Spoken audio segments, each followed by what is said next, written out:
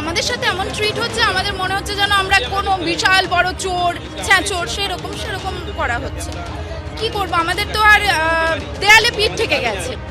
চাকরি বাঁচিয়ে রাখতে ফের রাস্তায় নামলেন শয়ে শয়ে শিক্ষক শিক্ষিকা। ফের গায়ের জোরে তাদের আটকানোর চেষ্টা করলো পুলিশ। টেনে হিচড়ে ধাক্কা মারতে মারতে তোলা হলো গাড়িতে। তারপরও ঠেকানো গেল না আন্দোলন। 2016 এসএসসি চাকরি প্রাপক এসএলএসটি শিক্ষক শিক্ষিকাদের কালীঘাট অভিযান ঘিরে বৃহস্পতিবার ধুন্ধুমার বাঁধল কলকাতার প্রাণকেন্দ্রে।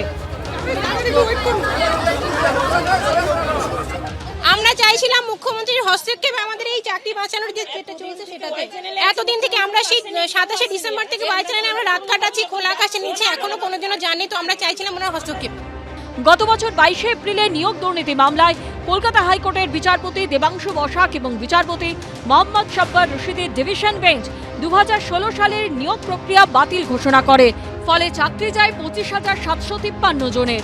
হাইকোর্টের নির্দেশকে চ্যালেঞ্জ করে সুপ্রিম কোর্টে যায় রাজ্য সরকার, এসএসসি, মধ্যশিক্ষা পর্ষদ এবং চাকরিহারাদের একাংশ। সর্বোচ্চ আদালত জানতে চায় যোগ্য অযোগ্যদের আলাদা করা সম্ভব কিনা।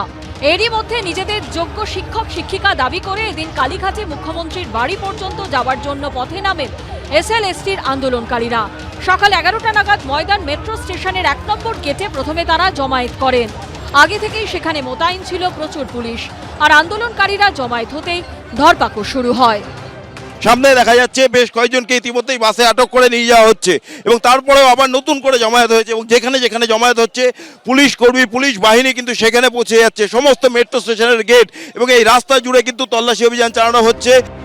এরপরই ঠিক উল্টো দিকে মিডলটন স্ট্রিটে আন্দোলনকারীদের আরও একটি দল চলে আসে। সেখানেও হিউম্যান চেইন তৈরি করে তাদের আটকানোর চেষ্টা করে পুলিশ। কিছুক্ষণের মধ্যে রাস্তায় বসে পড়েন শিক্ষক শিক্ষিকারা। তারপর তাদের হাত ধরে টেনে তোলে পুলিশ। এরপর ধাক্কা মারতে মারতে তোলা হয় গাড়িতে। এখন যদি পুলিশের চাকরি কেড়ে নেওয়া হয়, পুলিশ আমাদের গায়ে হাত তুলছে। এখন যদি পুলিশের চাকরি কেড়ে নেওয়া হয়, পুলিশের মাথা ঠিক থাকবে তো? পুলিশদের তো ঘরে মেয়ে আছে, ছেলে আছে, তাদের লেখাপড়া শিখে এই পরিণতি। যদি অন্যায় হয় তখন পুলিশের মুখ খুলে থাকে। 10ই ফেব্রুয়ারি ফের এসএসসি মামলার শুনানি হবে সুপ্রিম কোর্টে। রুমা পাল ও ব্রতদেব ভট্টাচার্যের রিপোর্ট, এবিপি আনন্দ, কলকাতা।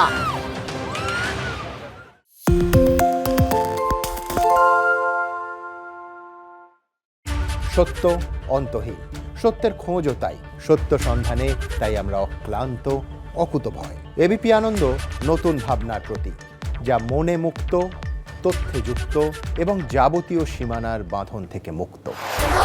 সীমা না শব্দটির মধ্যে লুকিয়ে আছে মানা শব্দটি, যেন চোখ রাঙানি এক অদৃশ্য বেড়াজাল, যা আটকে রাখে আমাদের এক ছোট্ট গণ্ডির মধ্যে। একমাত্র সঠিক খবরই গড়ে তুলবে এক মুক্ত সমাজ।